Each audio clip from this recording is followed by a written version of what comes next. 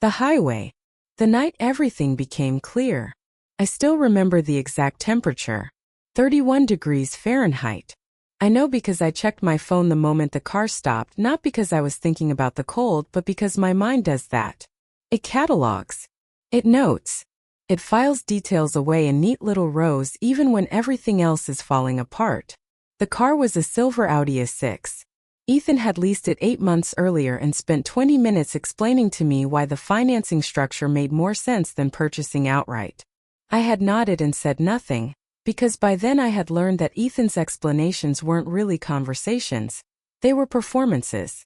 He wasn't sharing information. He was reminding himself and anyone nearby that he was the smartest person present. We were on Highway 9 just past mile marker 42, about 11 miles outside of Crestfield. I know that because I noted it too. It was a Tuesday, February, 1:47 in the morning. He put the car in park. Not on an exit ramp. Not at a rest stop. Not anywhere with lights or other people or any reasonable logic. Just the right shoulder of an empty highway in the middle of a February night. He put it in park, kept both hands on the wheel, and stared straight ahead at the dark road he was already imagining driving toward alone. "I can't do this," he said. His voice was flat. Not angry. Not even sad. Just done. The way you sound when you're canceling a subscription you forgot you had. "I'm not ready. I never was. This baby, this whole life, it's not what I want. It was never what I want." I was 7 months pregnant. Noah had been moving all evening, those slow, deliberate rolls he did when he was getting comfortable, like he was rearranging furniture in a small room. He went still the moment the car stopped, as though even he understood that something had shifted. I turned and looked at my husband. "I want to be honest with you about what I felt in that moment, because I think it matters." It wasn't rage. It wasn't devastation. It wasn't even surprise, not really. It was something closer to the feeling you get when a diagnosis finally comes back after weeks of tests. A terrible kind of relief. The relief of finally knowing exactly where you stand. I picked up my bag from the floor of the passenger seat. I opened the door. I stepped out onto the asphalt, one hand on the door frame, one hand instinctively pressed to the curve of my stomach, and I stood on the shoulder of Highway 9 in 31-degree darkness while my husband stared at the road ahead of him and waited for me to close the door so he could leave. Closed it. Not with anger. Just closed it. The sound it made was very soft. Very final. And Ethan Carter, who had spent our entire marriage reminding me how clearly he saw the world, pulled back onto the highway without once looking in the rearview mirror. I stood there and watched his taillights until they disappeared. And then I sat down carefully on the guardrail, pulled my coat as tightly as it would go, looked up at a sky with no stars because the cloud cover was too thick, and I made one phone call. For words. "It's time. Highway 9. Then I put my phone in my pocket and I sang to Noah. Softly. The same song my mother used to sing to me when I was small, and the world felt larger than I could manage. I sang it quietly into the cold air and I waited. Because here is what Ethan did not know. Here is what no one who looked at me across a dinner table, or watched me cook Sunday roast from scratch, or heard me laugh softly at my husband's jokes in front of his colleagues. Here is what none of them knew. When I make a phone call, people come. They always have. The woman he thought he married. What I showed him. What I kept. My name is Sophia Eleanor Carter. Née Graves.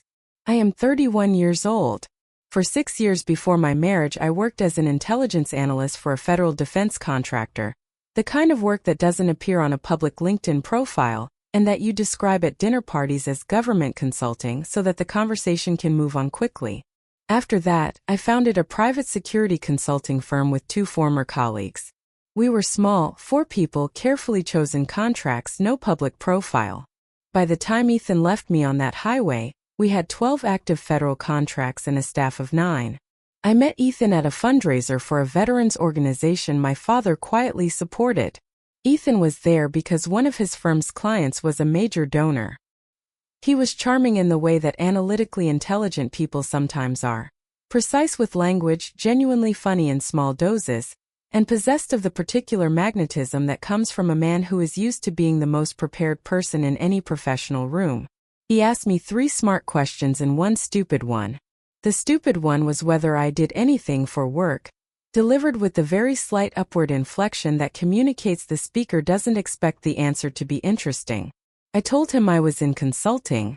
He nodded in the way people nod when they've already stopped listening. I found that interesting. I filed it away. We dated for 14 months. He was attentive in his way. He remembered practical things, restaurant reservations, my coffee order, the name of the colleague I'd once mentioned having a difficult week. He was less good at emotional memory. He forgot the things that cost him nothing to remember. The anniversary of my mother's passing, the reason I went quiet sometimes on Sunday evenings, the way I needed 10 minutes alone after large gatherings before I could be present again. Small things. But the small things are the ones that tell the truth. I want to explain why I never told him about my father. It wasn't strategy. Not at first. It was something more basic and more bruisable than that. I had spent my entire adult life navigating the shadow of General Richard Graves. 34 years of decorated service. 2 combat commands. 3 presidential commendations. The kind of name that makes rooms rearrange themselves when it enters. I had watched people treat me differently. More carefully, more deferentially, more falsely, the moment they made the connection. I had watched men decide they were interested in me for reasons that had nothing to do with me. I had watched friendships recalibrate in real time. The moment my father's rank entered the conversation. I wanted just once to be loved as Sophia. Not as the general's daughter. Not as an asset or a connection or a door that opened onto something useful. I wanted someone to choose me without knowing what came with me. So I kept it quiet. My last name was my mother's maiden name, legally changed at 24. Not to hide anything, but because my mother had died that year and it was the closest I could come to keeping her. It meant that Graves didn't surface easily. You had to look for it. Ethan never looked. I noticed that too. When the pregnancy test came back positive, a Thursday morning in June 8:30, standing in the bathroom of the home we shared in Crestfield's North Quarter, I felt genuinely happy. Not performatively. Not because I was supposed to. I sat on the edge of the bathtub with that test in my hand and I thought about my mother and I thought about Noah. I already somehow knew it would be Noah, and I felt a fullness that I hadn't expected and couldn't explain. I walked downstairs and I told Ethan. He said, "Okay. Not are you serious? Not come here." Not even the sharp inhale of someone recalibrating to enormous news. Just, okay. And then he asked if I wanted coffee. 8 months of slow erasure. The pattern I refused to name, until I had to. I want to be careful here, because I'm not interested in making Ethan into a cartoon villain. The truth is more complicated than that, and you deserve the complicated version. He wasn't cruel in the obvious ways. He never raised his voice. He never broke anything. He never left a mark that a photograph could capture. What he did was quieter, and in some ways more corrosive for being quiet because quiet damage is the kind you spend months convincing yourself you're imagining. Let me give you 3 moments. Just 3. Because 3 is enough. The first moment. For months into our marriage, Ethan's firm hosted a client dinner at a restaurant called Ardennes. The kind of place where the menu has no prices and the lighting is designed to make everyone look like they belong there. 12 people. A long table. Ethan at the center of it in the way he naturally occupied centers of things. He introduced me to his senior partner, a man named Douglas Webb, who shook my hand and asked what I did. Before I could answer, Ethan said, "Sophia's just my wife." Just. Douglas Webb smiled pleasantly and moved on. The conversation moved on. Ethan moved on. I sat at the far end of that table for 2 hours and I thought about the federal security assessment I had submitted 3 days earlier, a 40-page document that had been reviewed by people with considerably more institutional authority than Douglas Webb. And I smiled and I ate my dinner. I poured my own coffee. And in the quiet of that kitchen, I noted it. Filed it away. Added it to the picture I had been building without knowing I was building it. I should have understood then what kind of picture it was becoming. But I noted it. Just my wife. The second moment. When I was 11 weeks pregnant, Ethan came home from work one evening, set his bag down and said, without preamble, without discussion, without even sitting down first, "I need you to close the consulting firm." I looked up from the contract I was reviewing. "It's embarrassing," he said. "My wife running a small security operation. It looks strange. People ask questions." "Which people?" I asked. "People at the firm. Clients." I set down the contract. "My firm," I said carefully, "currently holds for active government contracts, employs 8 people and carries no debt. What specifically embarrasses you about that?" He said, "It's not about the numbers, Sophia. It's about optics." I told him I would think about it. What I actually did was transfer operational management to my most trusted colleague, a former analyst named Dara, and step back from the day-to-day visibility while maintaining full ownership. On paper, I was no longer the active face of the firm. In practice, I was still every inch its founder. I told Ethan I had handled it. He said, "Good. Thank you." He never asked a single follow-up question. I noted that too. The third moment. This one matters most. 14 weeks before the highway. I was 5 months pregnant, moving slowly, sleeping badly. I found a receipt. I wasn't looking for it. It fell out of the inner pocket of a jacket Ethan had asked me to take to the dry cleaner. A hotel receipt. The Meridian Grand in Charleston. 2 nights. Suite 1204. Checkout date. The Sunday of the weekend Ethan had told me he was at a financial conference in Atlanta. The name on the receipt was his. The room charge included dinner for 2. A bottle of wine $340. Breakfast service Sunday morning for 2. I stood in our hallway for approximately 90 seconds. Then I took out my phone, photographed both sides of the receipt, emailed the image to a folder in a secure cloud account I had maintained since my analyst days, and put the receipt back in the jacket pocket exactly as I had found it. I dropped the jacket at the dry cleaner. I came home. I made dinner. When Ethan came home that evening, I asked him how the conference had gone and he said, "Productive," and helped himself to the food I had cooked. I did not confront him.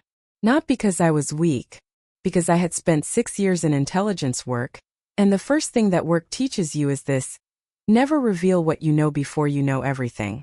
I wasn't ready yet, but the picture was almost complete. What they didn't know, what Ethan never once considered, was that the woman he had been quietly erasing for 8 months had spent her entire career learning exactly one thing: how to wait, and how to move precisely and permanently when the moment finally came. The night on the highway. The last thing he ever did as my husband. Let me take you back to that Tuesday. Not the broad strokes, I already gave you those. I want to take you back to the specific, granular sensory reality of that night because I think it matters. I think the details are where the truth lives. And I want you to understand not just what happened, but what it felt like to be standing on the shoulder of Highway 9 at 1:47 in the morning, 7 months pregnant, in 31-degree darkness, watching the man who had promised to love you disappear into the distance. Because here is the thing about that moment that I have never told anyone. I wasn't afraid. The argument, if you could call it that, had started at dinner. We were at home. I had cooked because I almost always cooked because Ethan's relationship with domesticity was essentially theoretical. Pasta with a sauce I had been making since my mother taught me at age 9, San Marzano tomatoes, fresh basil, a specific quantity of olive oil that I have never once measured because I learned it by feel. It takes 45 minutes start to finish and it is, by any objective standard, an exceptionally good pasta. Ethan had eaten approximately 4 bites and then set his fork down and said he wasn't hungry. I asked if something was wrong. He said, "I've been thinking." I set my own fork down. "About what?"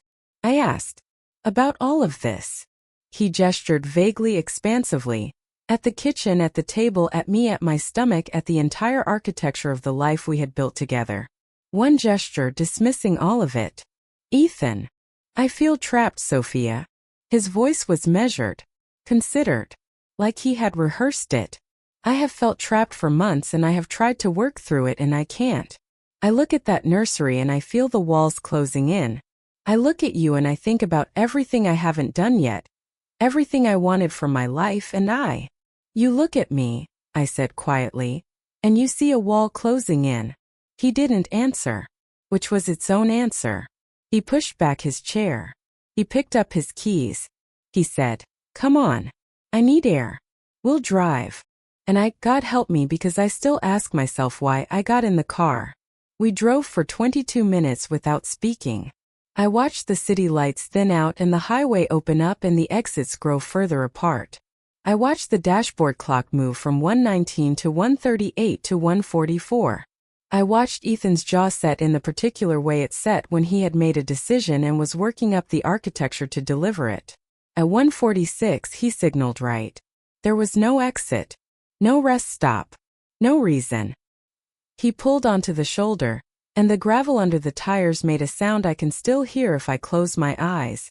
A dry, deliberate crunch like the sound of something ending. He put the car in park. The engine kept running. "I can't do this," he said. "I have already told you what followed. The words. The stillness. The door. What I haven't told you is what happened inside me in the 4 seconds. Between his last word and my hand reaching for the door handle, I thought about my mother. She had died when I was 24. A Tuesday also, which I have always found an unnecessary cruelty on the universe's part. She was 57. She had been, by any measure, the strongest person I have ever known. Not strong in the performed, declarative way.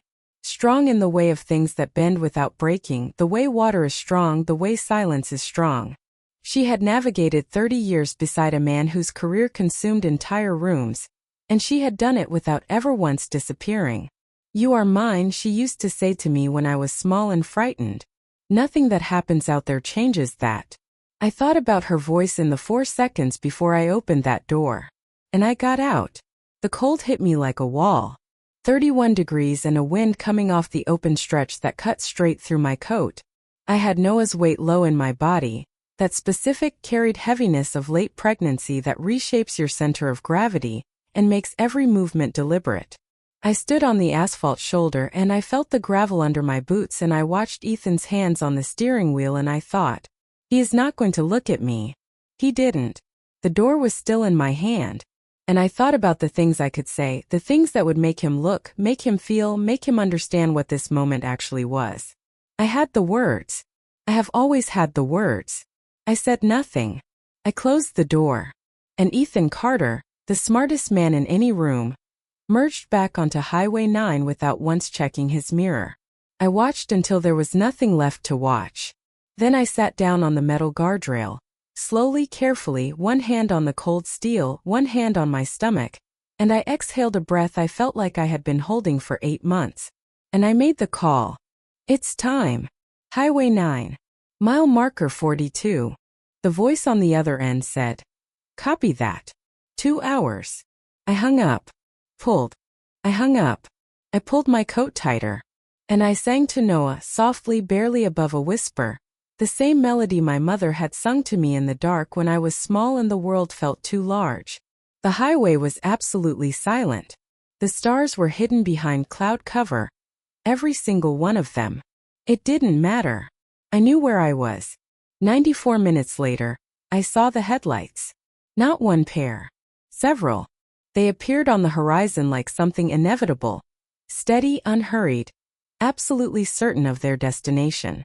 3 black SUVs, moving in formation with the quiet precision of people who had done this before, and would do it again and felt no need to perform urgency about any of it. They pulled onto the shoulder 40 feet from where I sat. Military discipline, the lead vehicle stopped first, the others aligned behind it, and before any door opened I saw the perimeter check. 2 soldiers stepping out first, scanning left and right along the highway, hands at their sides, posture communicating the specific message that this stretch of road was now briefly managed. Then the rear door of the second vehicle opened. A colonel stepped out. Full dress uniform at 3:21 in the morning. Silver insignia. Posture so precise it made the highway look informal by comparison. He walked directly to me, not quickly, not slowly, and stopped exactly 2 feet away and stood at attention as though we were meeting in an office and not on a dark shoulder of an empty interstate. "Ma'am," he said. "Colonel Davis, on behalf of General Graves. The General sends his regards and his apologies for the delay. Weather conditions over the northern installation affected the first team's departure by approximately 40 minutes. A soldier materialized at my left shoulder, holding a folded wool blanket with both hands. I took it, pulled it around myself. I looked out at the highway for a moment, at the empty lane where Ethan's taillights had long since vanished. "Tell him I'm fine," I said. My voice came out steadier than I expected. "And tell him thank you." "Yes, ma'am." "How is he?" A pause, the precise, careful pause of someone choosing words for a general's daughter at 3 in the morning. "Concerned, ma'am." "And waiting." I nodded. I let them help me into the vehicle. The door closed. The convoy pulled smoothly back onto the highway. Climate control, leather seats, a bottle of water already opened and waiting in the cup holder. I pressed my hand flat against my stomach. Noah moved. A slow, reassuring roll, like he was turning to look at something that interested him. "I know," I said quietly. "I know. We're okay." And for the first time in 8 months, I meant it without qualification. That was the last thing Ethan ever did as my husband. He just didn't know it yet. What Ethan never knew. The architecture of a life he never bothered to see. There is a particular kind of blindness that comes with arrogance. It isn't stupidity. Ethan was not stupid. It isn't inattention. Ethan was, in his professional life, exceptionally detail-oriented. It is something more specific. The blindness of a person who has already decided what they are looking at before they look. Who has categorized something or someone and filed them away under a label that feels satisfying and complete, and therefore sees no reason to look again. Ethan had labeled me in the first month of our relationship. Warm, uncomplicated, manageable. And because he had decided that is what I was, he never looked closer. Never asked the questions that would have complicated the label. Never noticed the things that were directly in front of him, because he had already decided there was nothing there worth noticing. Let me tell you what was there. The first thing he never knew. My father. General Richard Graves. 34 years of active service. 2 combat theater commands. Recipient of the Defense Distinguished Service Medal, the Legion of Merit twice. And 3 separate commendations from 3 separate administrations, none of which he displayed anywhere in his home because he considered that kind of thing performative. He was not a loud man. This is the thing people consistently misunderstand about genuinely powerful people. They rarely need to be loud. My father could enter a room and change its temperature without saying a single word. Senators returned his calls within the hour. Decisions that took other people months to navigate took my father a single conversation and a cup of coffee. He had 1 child. Me.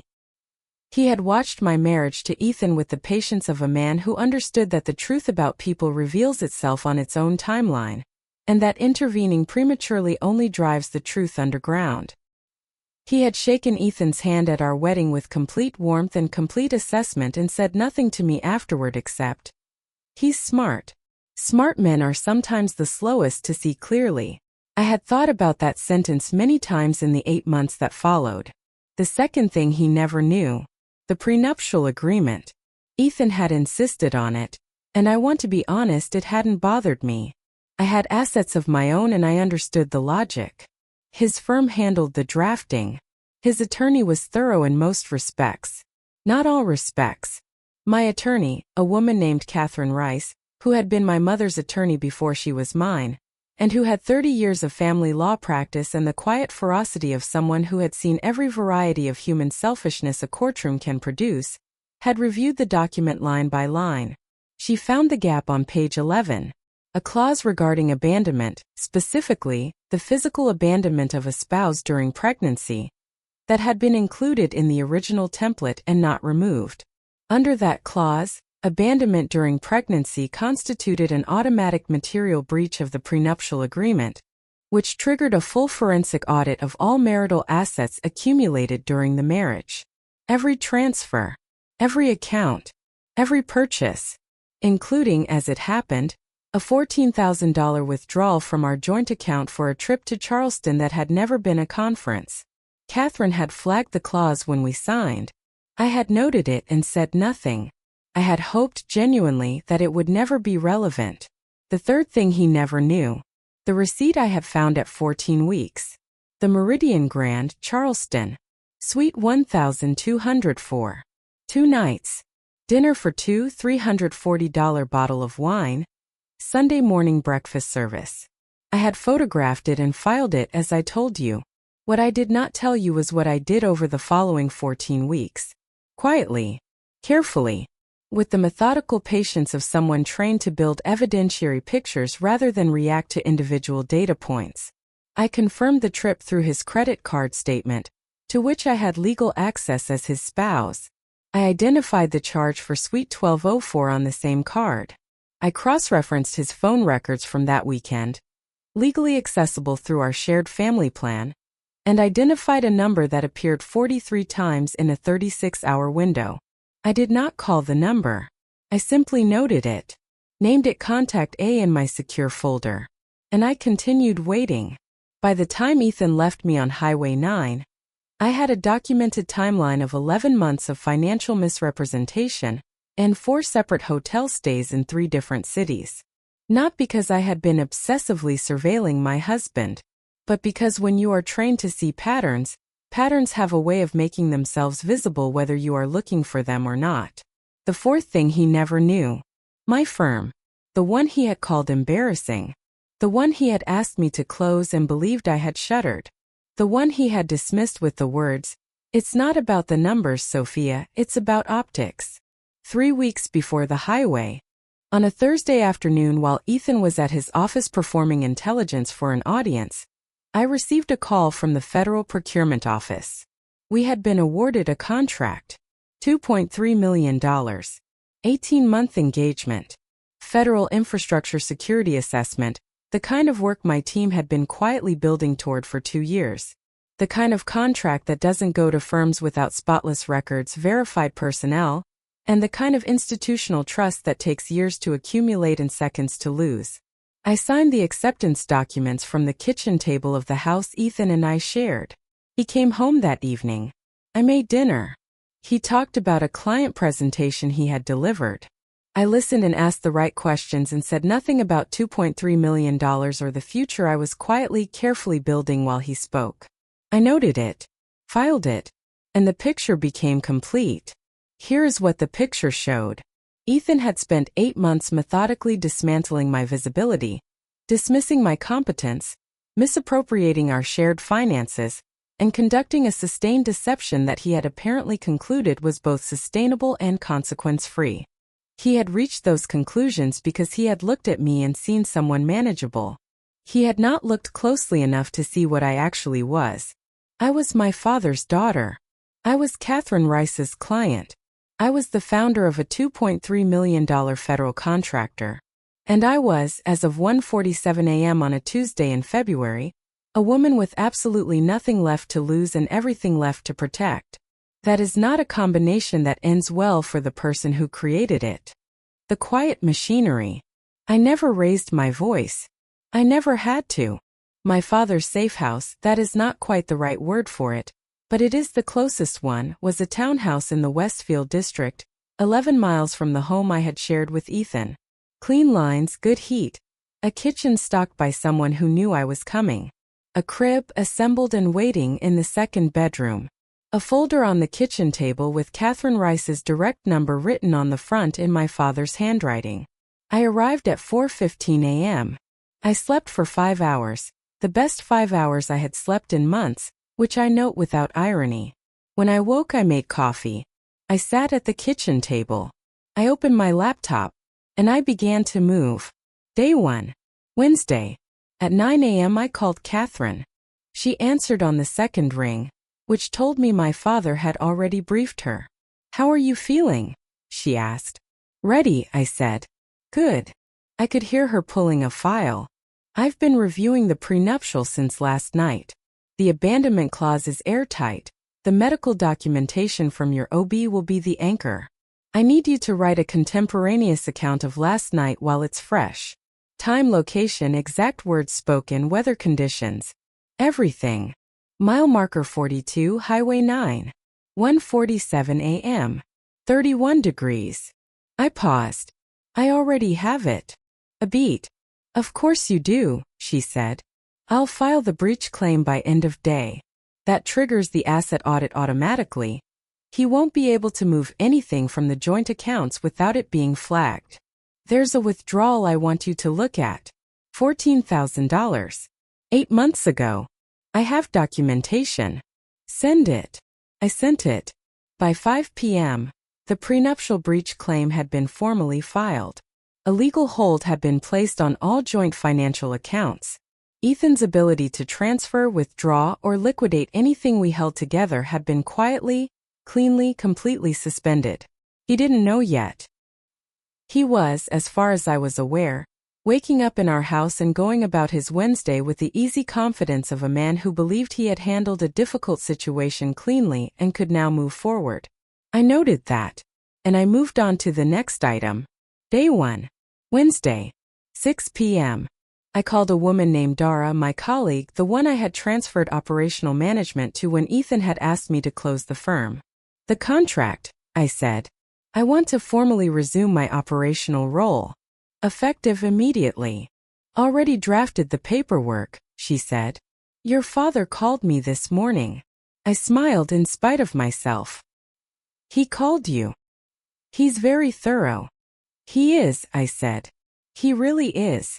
I signed the operational reinstatement documents that evening. As of Wednesday at 8:14 p.m., I was once again the active director of a firm holding $2.3 million in federal contracts. The firm my husband had called embarrassing. Day 2. Thursday. Catherine called at 8 a.m. The $14,000, she said without preamble. I traced it. Joint account withdrawal directed to a personal account he opened 8 months ago. Not disclosed in the prenuptial asset schedule.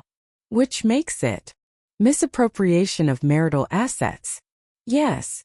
A pause. Sophia. I'm also looking at 4 other transfers over the past 11 months. Smaller amounts, $800, $1,200, $2,400, $1,100. All to the same undisclosed account. I did the math. That's over $19,000. $19,460, Catherine said precisely. I want to add financial misconduct to the filing. Add it. There's one more thing. Her voice shifted slightly. The shift of someone delivering information they know will land heavily. The personal account. I ran the associated address. It matches a residential lease in the Fairview district. The lease is in his name and one other. I was quiet for a moment. Contact I said. I'm sorry. Nothing. Add it to the file. I hung up. I sat for a moment with my coffee, going cold on the table in front of me, and I thought about the 43 phone calls in 36 hours. The $340 bottle of wine. The Sunday morning breakfast for 2. I did not cry. I had cried for this, quietly, privately, alone in the bathroom with the shower running, approximately 7 months ago, when I had first understood the shape of what was happening. I had given myself 45 minutes and then I had washed my face and I had moved on. I had no tears left for it. What I had was documentation. $19,460 of it. For hotel stays. 43 phone calls. A residential lease. And a prenuptial clause that Ethan's own attorney had failed to catch. I had the complete picture. And now Catherine had it too. Day 3. Friday. 7:52 a.m. The envelope was delivered. I know the exact time because I asked Colonel Davis to confirm delivery, and he texted me the timestamp with the precision of someone for whom timestamps are a professional habit. Delivered 0752. Received and opened. No resistance. I read that text sitting at the kitchen table with both hands wrapped around a mug of tea. No resistance. Of course there wasn't. Because Ethan Carter, who had spent 8 months believing he was the smartest person in our marriage, had just opened an envelope bearing the seal of a government office and read a letter informing him that his passport had been suspended. A legal tribunal was expecting him at 0900 the following morning, and the matter would be pursued to its full legal conclusion. And somewhere in the processing of that letter, the architecture of everything he had assumed about his life would have begun, quietly and completely, to collapse. I thought about his face. Not with satisfaction exactly. With something more complicated. The feeling of watching an equation resolve after months of carrying its variables. The relief of a proof completing itself. I pressed my hand to my stomach. Noah moved. I know. I said softly. Almost done. Day 4. Saturday. This is the day I want to tell you about carefully, because it is the day that the final piece moved into place, and it moved not because I pushed it, but because Ethan's own choices had been building toward it for longer than either of us realized. 8 months earlier, before the pregnancy, before the dinner parties, before the $14,000 trip to Charleston, Ethan had come to me with a business problem. His firm was competing for a federal logistics contract. The bid required demonstrable familiarity with federal security clearance protocols. Ethan's team had the financial modeling, but lacked the security methodology documentation. He had asked me, casually, over dinner as though it were a small favor, if I could look over their submission and add some texture to the security language. I had looked it over. I had, in good faith, contributed 3 pages of methodology language drawn from my professional expertise. I had not charged him. I had not asked for attribution. I had simply helped because he was my husband and I believed at the time that that was what marriage meant. His firm had won the contract. What I had not known, what I discovered on day 4, through a contact at the Federal Procurement Office who owed my father a professional courtesy, was that Ethan had submitted those 3 pages under his firm's proprietary methodology. He had not disclosed that the language came from an outside consultant. He had not disclosed that the outside consultant was his wife. He had not disclosed that his wife held active federal contracts that created a potential conflict of interest in the bid evaluation. In federal contracting, that is not a paperwork error. That is a material misrepresentation in a federal bid submission. I called Catherine at 9 a.m. I need to add something, I said. I told her. The line was quiet for 4 full seconds. Sophia, she said finally. Do you understand what this means for his firm? I do, I said. This isn't family court anymore. This is. I know what it is, Catherine. Another pause. I'll make the referral to the Federal Oversight Office this afternoon, she said. This is out of my hands now and out of yours. Once I make this call, it runs its own course. I know, I said. Make the call. I hung up. I sat for a long time at that kitchen table.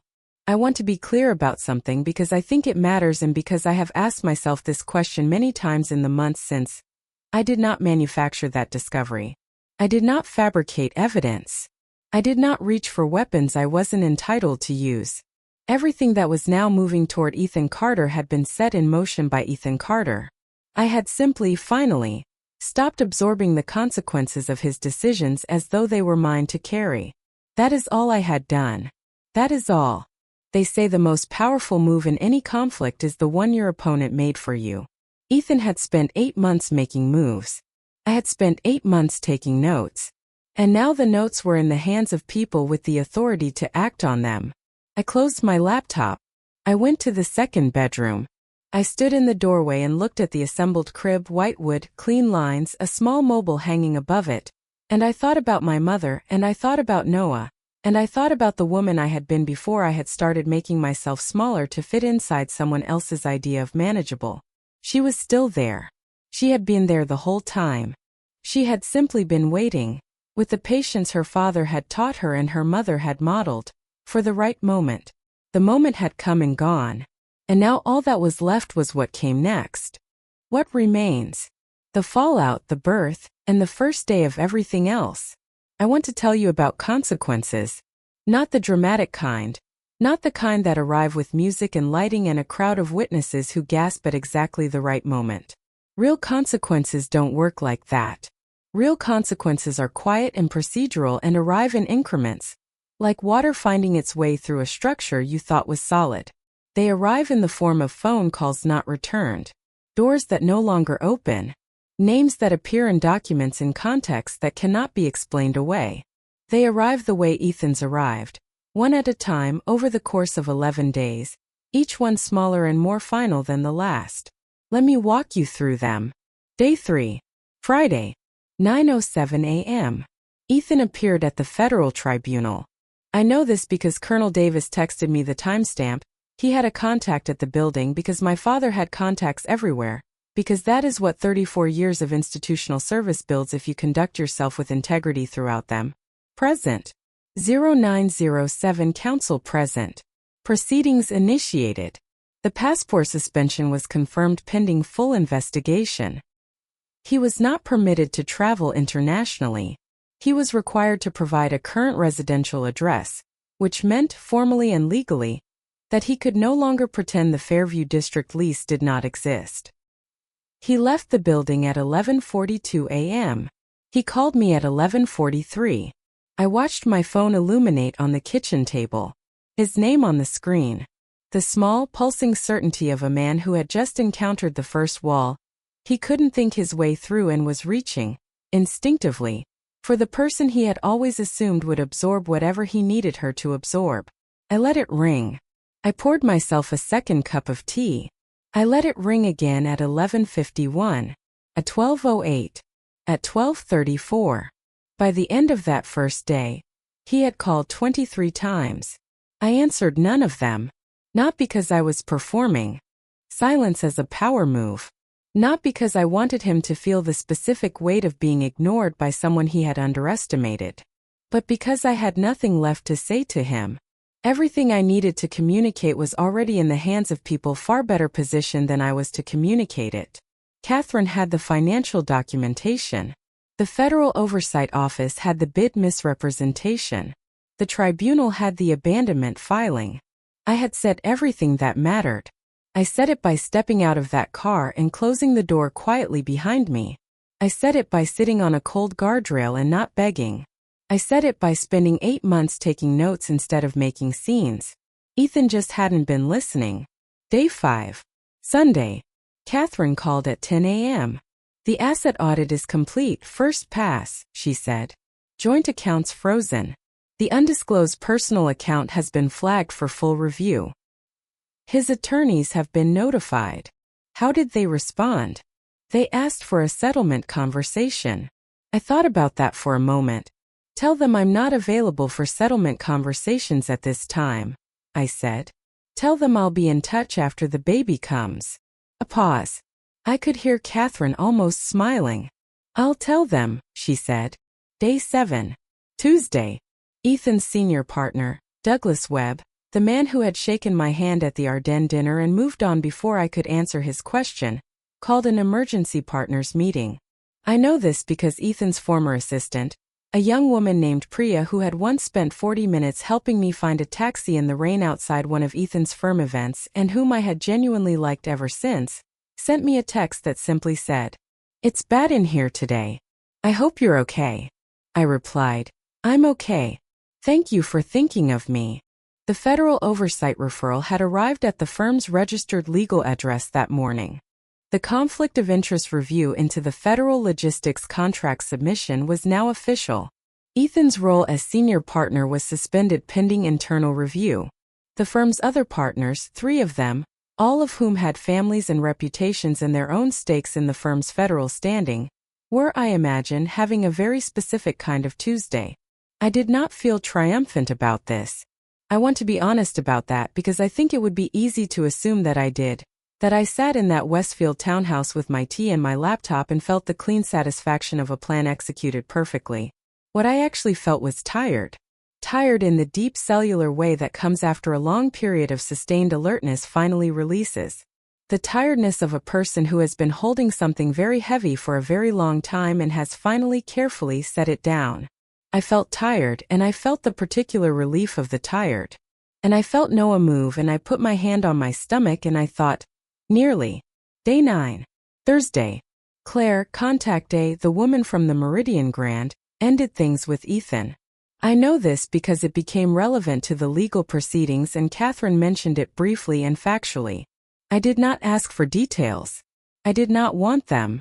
What I noted simply was this: the version of Ethan that had appealed to her, the confident, unconstrained, forward-moving version, had stopped existing the moment a government seal appeared on his doorstep. The man she had known, apparently, bore little resemblance to the man sitting in a suspended partner role with a frozen joint account and a passport that would not get him out of the country.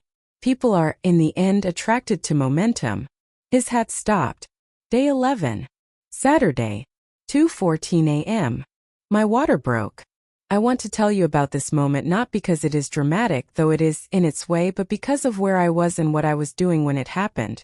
I was in the second bedroom, the one with the assembled crib. I had been standing in the doorway for about 10 minutes, the way I had taken to doing in the evenings, just standing there, looking at the whitewood frame and the small hanging mobile with its 4 hand-painted wooden birds, thinking about the person who would sleep there and the world I was building for him. I had my hand on the door frame, and then I felt it, that unmistakable, enormous, completely matter-of-fact signal from a body that has been preparing for 11 days longer than expected and has decided that now, at 2:14 on a Saturday morning, is the moment. I called my father first, then my hospital's on-call line, then Catherine because she had asked me to. I don't care what time it is, Sophia, I want to know. And she picked up on the first ring and said, I'll be there by 6. Noah James Carter was born at 8:47 a.m. on a Saturday in March. 6 pounds 11 ounces. He came into the world in a private room on the 4th floor with his grandfather sitting in a chair in the corner. My father, General Richard Graves, 34 years of command and 3 presidential commendations, sitting very quietly in a corner chair in civilian clothes with his hands folded in his lap, watching his daughter become a mother. He didn't say anything for a long time. When the nurse placed Noah in my arms, that specific irreversible weight, that smell that I cannot describe to you except to say that it is the smell of everything that matters, my father stood up slowly and walked to the side of the bed. He looked at Noah for a long moment. Then he looked at me. Your mother, he said. That was all. I understood completely. I held my son and I thought about the highway. Mile marker 42. 31 degrees. The soft click of a car door closing. I thought about sitting on a cold guardrail singing into the dark, waiting for headlights I knew were coming because I had spent my whole life learning that my father's people always come. I thought about 8 months of quiet documentation, $19,460 in misappropriated funds, a prenuptial clause on page 11, 3 pages of methodology language submitted without attribution, a folder in a secure cloud account that had been building patiently toward a moment that I had always hoped would never arrive. I thought about the woman I had been making myself smaller to be. And I thought about this. There is a version of this story where I stayed in that car, where I argued or pleaded or bargained, or made myself small enough to fit inside whatever space he was willing to leave me, where I absorbed it, the way I had been quietly absorbing things for 8 months, and told myself that this was manageable, that this was marriage, that this was simply the price of keeping something together that was already irreparably broken. I could have chosen that version. I chose to step out of the car instead. I chose the cold guardrail and the dark sky and the 4 words that brought the headlights. I chose Noah. I chose myself. And sitting in that hospital room with my son in my arms and my father quietly in the corner and the morning light coming through the window at an angle that made everything look slightly more beautiful than usual, I understood with absolute and uncomplicated certainty that it was the most intelligent decision I had ever made. More intelligent than any decision Ethan Carter had ever made in any room. I want to tell you where things stand now. The prenuptial breach settlement was finalized 6 weeks after Noah's birth. I won't give you the specific number, that stays private, but I will tell you that Catherine Rice smiled when she handed me the document to sign, and Catherine Rice does not smile easily. The federal oversight investigation into the bid submission is ongoing. That process runs on its own timeline and I am not a party to it. I simply provided truthful information when asked, and the rest belongs to the relevant authorities. Ethan's senior partner status has not been reinstated. His passport remains under administrative review. He has not met Noah. That is not a permanent condition. I am not interested in using my son as a consequence. When the legal framework is settled and the appropriate agreements are in place, Noah will have access to both his parents in whatever form serves him best. I believe that. I am working toward that. But that is a future conversation. And it will happen on terms that protect my son. Those are the only terms I have now. 3 months after Noah was born, I was back at my desk. The $2.3 million federal contract was in full delivery. Dara and I had hired 2 additional analysts, good ones, the careful kind, and the firm was building towards something I was genuinely proud of. I still cook Sunday dinners from scratch. I still use my mother's pasta recipe. San Marzano tomatoes, fresh basil, the olive oil measured by feel. I still laugh easily, though differently now. More freely. The laugh of a person who has stopped performing ease and is simply actually at ease. I still remember every small thing. I just choose more carefully now what I do with what I remember. I want to close with something I wrote in a notebook the night before Noah was born. Not for anyone. Just for myself. Just to have it somewhere outside my own head. It said, "The thing about being underestimated is that it only works if you believe it." I believed it for 8 months. I don't anymore. And neither does anyone else. If you have ever been called manageable by someone who should have called you remarkable, I want you to hear this. That was never a description of you. It was a description of their vision. And their vision was the smallest thing in the room. If this story stayed with you, if some part of it felt familiar, or gave you language for something you've been carrying, I want to hear from you. Tell me in the comments. Where are you listening from today? And if there's a version of that car door you've been afraid to close, a situation you've been absorbing, a truth you've been filing away, a call you haven't made yet, I hope this reminded you that you already know what to do. You've known for a while. If you're new here, welcome. Subscribe, there are more stories coming. Real ones. The kind that don't end with someone clapping. They end with someone exhaling. I'll see you in the next one.